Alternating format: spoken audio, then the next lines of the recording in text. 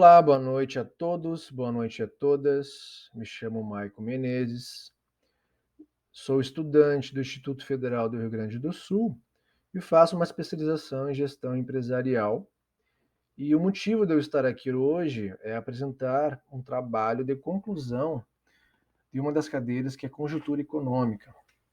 Então, vou apresentar um trabalho que é Reformas de Base, de João Goulart. Então, espero que todos gostem. Vai ser um trabalho bem dinâmico, bem rápido, então não vai demorar muito. Então, eu espero que vocês gostem mesmo do trabalho, tá? Vamos lá. Quem era Jango, na verdade? Jango, ele se chama João Belchior Goulart, mais conhecido como Jango, na verdade, né? Nasceu em São Borja, em 1919, e começou sua carreira política na década de 40. Ele tinha como formação direito. Atuou um tempo como advogado até começar ali, na verdade, a sua carreira política em 1940. Então, do início do seu partido, no início da sua carreira política, ele sempre defendeu o partido PTB, Partido Trabalhador Brasileiro, né? Na verdade, é como nosso atual governo também defende bastante essa tese, né? Esse partido. Bom, em 1951, Getúlio Vargas, na época, assume seu segundo mandato de presidente da República Federativa do Brasil. Com ele, Jango se torna ministro do Trabalho. Então, naquele período de mandato, o que acontece? Jango acaba olhando com carinho a questão salarial dos brasileiros, ou seja, o salário mínimo. Ele acabou notando que o salário mínimo era muito baixo. Na época era muito baixo mesmo.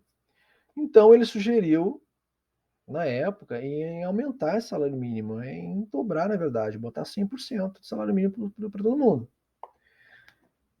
Getúlio Vargas acabou gostando da ideia. Pô, Jango, gostei, vamos acatar isso, vamos levar em frente. Mas, o que acontece? Acabou tendo muita represália na época, muita mesmo, principalmente dos militares.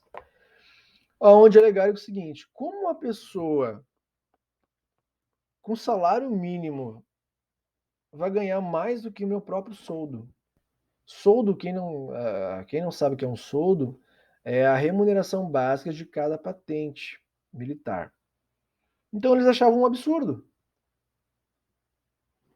O fulaninho ali vai ganhar mais do que um salário mínimo, mais do que o meu soldo, como assim? Mais do que eu ganho? E, na verdade, houve muita represália dos militares, uma grande, forte represália dos militares. E com isso, no mandato, né, que estava uma loucura, Jango acaba dando uma ideia para Getúlio. A pedido de Jango, falou assim: faz o seguinte, Jango, me demite então. Eu vou te pedir então assim que tu me demita. Porque senão eu vou acabar prejudicando o teu mandato. Então ele já tinha já uma certa uma coerência, né, questão com Getúlio Vargas, né? Foi bem assim transparente com ele, foi bem transparente, na verdade, né? Foi verdadeiro, na verdade. E Getúlio Vargas acabou acatando isso. Então mesmo contra a vontade dele, de Getúlio, ele acabou demitindo o Jango. Logo depois, ele acabou, na verdade, aumentando o salário mínimo a 100%. Isso achei muito bacana da parte de Getúlio.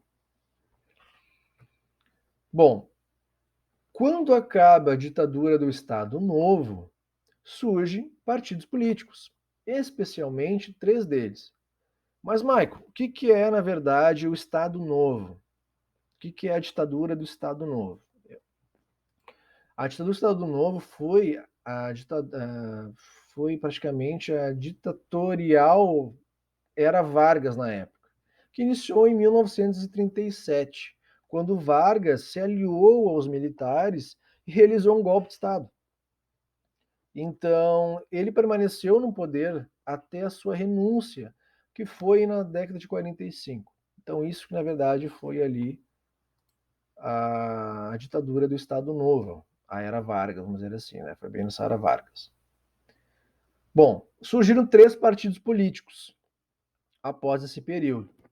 Um deles era a UDN, que é a União Democrática Nacional. A outra era a PSD, Partido Social Democrático, fundado em 45, e a PTB, Partido Trabalhista Brasileiro. Ou seja, esses foram os 3 principais partidos políticos na época. A UDN era antigetulista, ela é completamente contra Getúlio Vargas, e o PSD e o PTB era completamente a favor de Getúlio Vargas, ia de acordo com as ideias de Getúlio.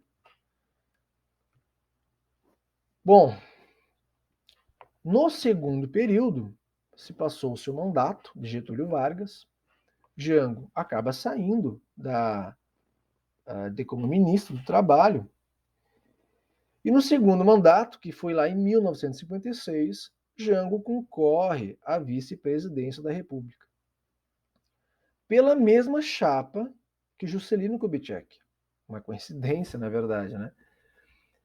Na verdade, não, na verdade, foi uma coincidência. Acaba concorrendo na mesma chapa que ele.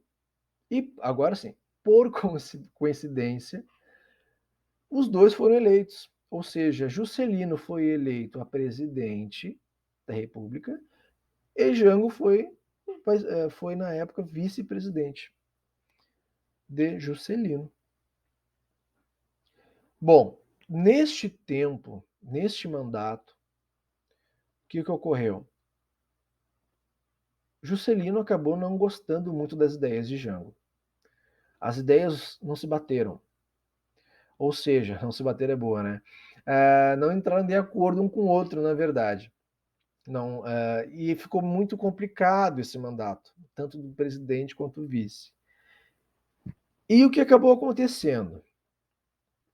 Na próxima eleição, passou-se os anos, na próxima eleição, Jango concorre à vice-presidência de novo e acaba eleito. Aí finalmente ele acaba sendo presidente da República Federativa do Brasil, em 61. Bom,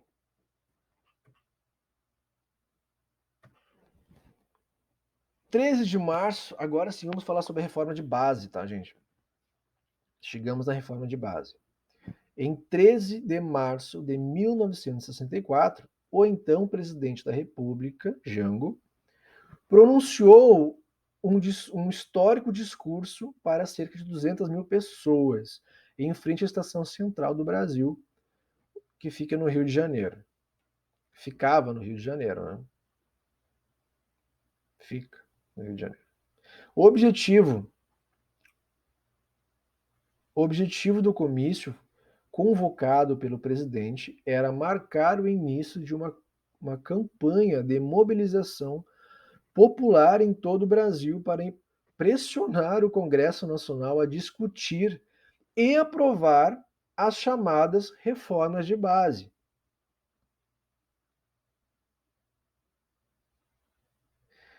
Então, o que aconteceu?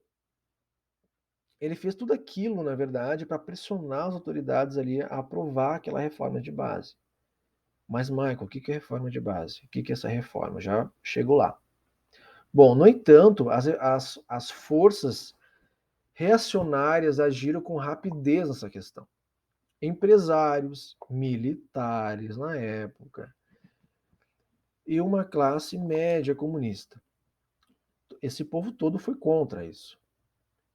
Jango havia tentado passar algumas de suas reformas pelo Congresso, mas sempre esbarrava em impedimentos constitucionais.